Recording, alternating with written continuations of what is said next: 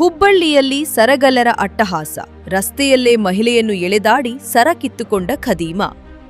ಸದಾಶಿವನಗರದ ರಸ್ತೆಯಲ್ಲಿ ಏಕಾಂಗಿಯಾಗಿ ನಡೆದುಕೊಂಡು ಹೋಗುತ್ತಿದ್ದ ಮಹಿಳೆಯನ್ನು ಹಿಂಬಾಲಿಸಿದ ಕಳ್ಳ ಏಕಾಏಕಿ ಕುತ್ತಿಗೆಯಲ್ಲಿದ್ದ ಸರಕ್ಕೆ ಕೈ ಹಾಕಿದ್ದಾನೆ. ಸರ ಕಳವಿಗೆ ಮಹಿಳೆ ಪ್ರತಿರೋಧ ತೋರಿದಾಗ ಕಳ್ಳ ಆಕೆಯನ್ನು ಅಮಾನವೀಯವಾಗಿ ರಸ್ತೆಯಲ್ಲೇ ಎಳೆದಾಡಿ ಬಲವಂತವಾಗಿ ಸರ ಕಿತ್ತುಕೊಂಡು ಪರಾರಿಯಾಗಿದ್ದಾನೆ.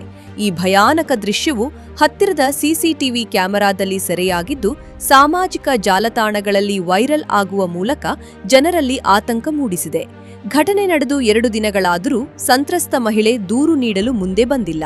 ಆದರೆ ಪೊಲೀಸರು ಸಿಸಿಟಿವಿ ದೃಶ್ಯ ಆಧರಿಸಿ ಸ್ವಯಂ ಪ್ರೇರಿತವಾಗಿ ಮಹಿಳೆಯ ಪತ್ತೆಗೆ ಮುಂದಾಗಿದ್ದಾರೆ.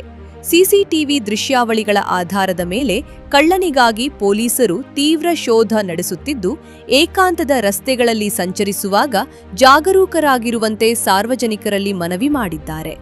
ಇನ್ನಷ್ಟು ಸುದ್ದಿಗಳಿಗಾಗಿ ನೋಡ್ತಾ ಇರಿ ಸೌರಂ ಟಿವಿ.